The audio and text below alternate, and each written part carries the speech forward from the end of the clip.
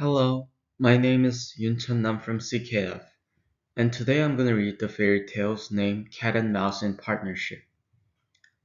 A certain cat had made the acquaintance of a mouse, and had said so much to her about the great love and friendship she felt for her, that at length the mouse agreed that they should leave and keep house together. But we must make a provision for winter, or else we shall suffer from hunger, said the cat. And you, little mouse, cannot venture everywhere, or you'll be caught in a trap some day.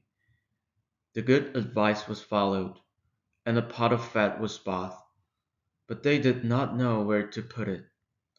At length, after much consideration, the cat said, I know no place where it will be better stored up than in the church, for no one dares take anything away from there. We'll set it beneath the altar, and not touch it until we are really in need of it. So the pot was placed in safety, but it was not long before the cat had a great yearning for it, and said to the mouse, I want to tell you something, little mouse. My cousin has brought a little son into the world, and has asked me to be a godmother. He is white with brown spots, and I am to hold him over the font at the christening. Let me go out today, and you look after the house by yourself. Yes, yes, answered the mouse.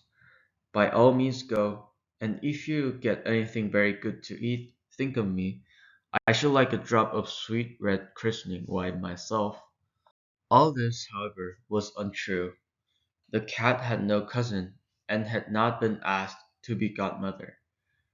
She went straight to the church, stole to the pot of fat, began to lick at it, and licked the top of the fat off. Then she took a walk upon the roofs of the town, looked out for opportunities, and then stretched herself in the sun, and licked herself her lips whenever she thought of the pot of fat, and not until it was evening did she return home. Well, here you again, said the mouse. No doubt you have had a merry day. All went off well, answered the cat. What name did they give the child? Top off, said the cat quite coolly. Top off, cried the mouse.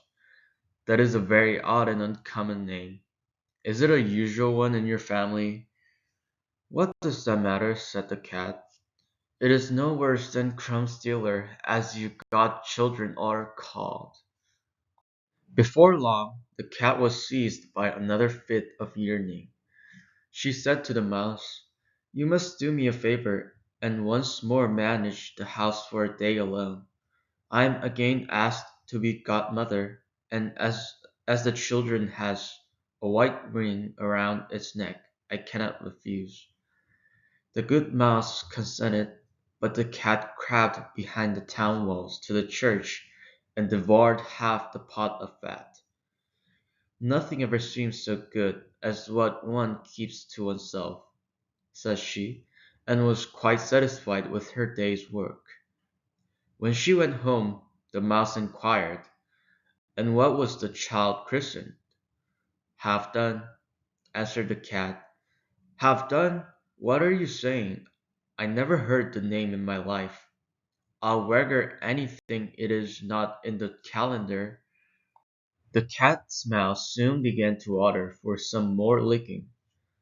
All good things go in threes, said she. I'm asked to stand godmother again. The child is quite black, only it has white paws. But with that exception, it has not a single white hair on its whole body. This only happened once every few years.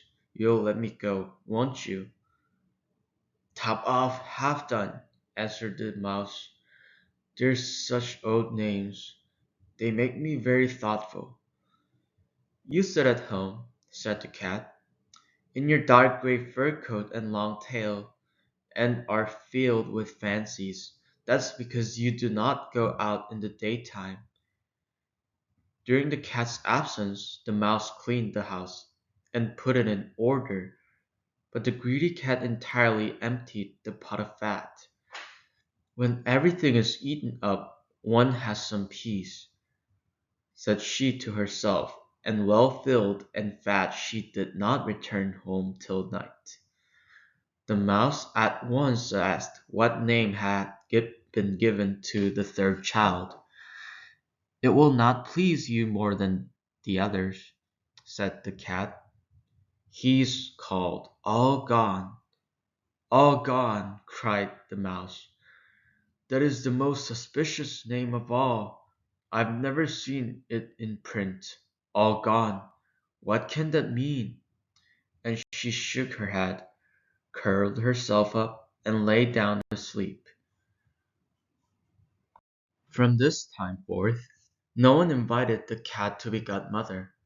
But when the winter had come, and there was no longer anything to be found outside, the mouse thought of their provision, and said, "Come, cat, we'll go to our pot of fat which we have stored up for ourselves. We shall enjoy that." "Yes," answered the cat, "you'll enjoy it as much as you would enjoy sticking that dainty tongue of yours out of the window." They set out on their way, but when they arrived, the pot of fat certainly was still in its place, but it was empty. "Alas!" said the mouse, "now I see what has happened. Now it comes to light. You are a true friend. You have devoured all when you were standing godmother.